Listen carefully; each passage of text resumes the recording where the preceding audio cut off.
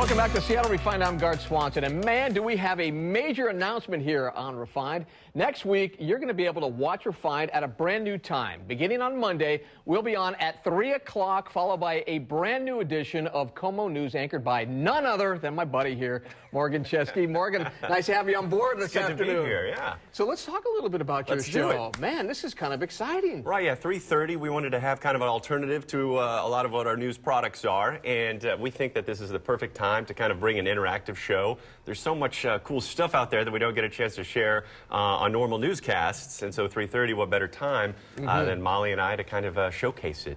Yeah, it's a big deal. I mean, you've been here less than a year, and already you're doing that. You're anchoring the 11. You've been kind of a golden boy around here. You've been doing great. It's been a good year. It's been a good chance to come to Seattle and meet some good people, and KOMO's just a good place. And so yeah, it'll be 1 year in February. Hard to believe. Yeah, you've covered some big stories here in less than a year. Of course, I know I watched some of your segments from Cuba, and what a trip! What an opportunity to go down there. Yeah, hard to believe it's been about 3 weeks since we got back from that, and just having the opportunity to go on the first West Coast flight was amazing. We touched down there in Havana, and I didn't really know what to expect. My family had been traveling since I was a kid, and they had always talked about Cuba as a place they wanted to go.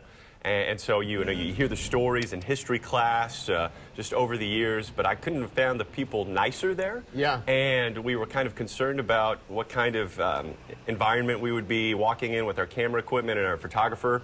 But the government really kind of gave us a wide berth. We weren't hassled by them. But it was certainly an interesting time to visit the country, though, as they're kind of reopening their doors to tourism, but at the same time, facing a lot of uncertainty as well. And what does that mean now for an American? I want to go to Cuba. Do I just go down to Alaska Airlines and get a ticket and go, or how does that work? Right, so you can definitely get a ticket from Alaska. They have the only West Coast flight right now, Seattle, LAX, Havana. But for Cuba, you're going to need to basically apply for one of about a dozen tourist reasons, or reasons to visit the country. You have to have a reason to go? Right. And all you have to do is fill out some paperwork, and so our reason for going was journalism.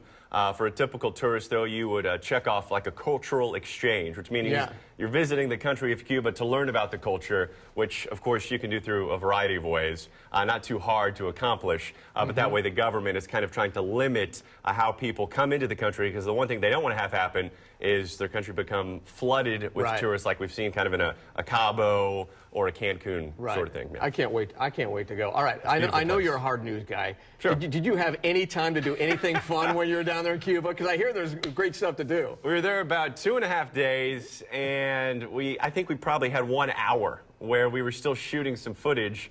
We ended up in this kind of cantina. And our photographer, Mike Perry, was shooting a band there, playing just that classic Cuban music. And we did kind of get a behind-the-scenes look at, one of their most famous cocktails, the mojito, something Ernest Hemingway was a big fan of as well. All right, well, I would love to take a sip right now, but here, let's take a look at making a mojito in Cuba. Now, Jordan says the secret to a good mojito starts with step 1, mixing the lime and the sugar just the right way. And when it comes to rum, there's only one choice, Havana Club Blanco. Pico de limón, zumo de limón, la hierba buena, maceramos la hierba. Luego echamos el hielo, completamos con los cubitos de hielo, cogemos el ron Habana Blanco, 3 años.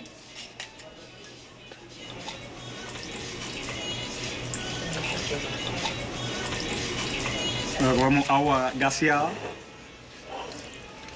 completamos. Luego cogemos la angostura, echamos 2-3 gotas de angostura.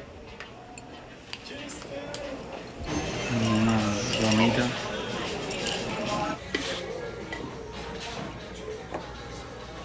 Se le gusta, muchas gracias. Muchas gracias.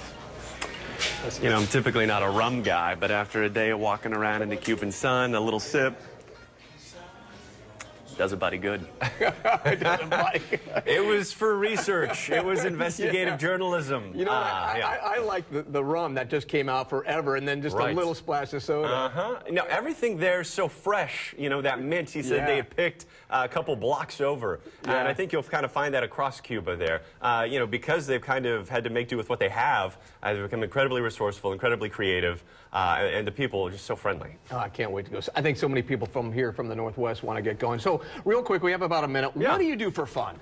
Okay, so came to Seattle, had never been here until my interview, and so whenever I got settled, you know, I love Texas, where I'm originally from, but I mean, look around. This is why I love Seattle. One day last March, I woke up, I went skiing, bright and early at Snoqualmie, then I hitched a ride back into town, came in, went to work, and then that night went over to Golden Gardens and we had a campfire on the beach. What other city, mountains, beach, work, all in a day? I love it. Not going to happen. You know, I grew up in California, went to school in San Diego. I actually snow skied and surfed in the same day, but I think you beat me. I think there's more cool stuff to do up here. It's a beautiful place, man. It is. And nice to have you on board, and you're busy. You came in today. You're a little bit earlier for work, right? Right. We're still doing our final run-throughs for our 3:30 newscast today, and then 11 o'clock on every night, and then also doing the live desk at 6 Monday through Friday. So yeah, you're a busy guy. If you need news, just come ask. All right. Hey, Morgan Chesky, thanks for joining us, my man.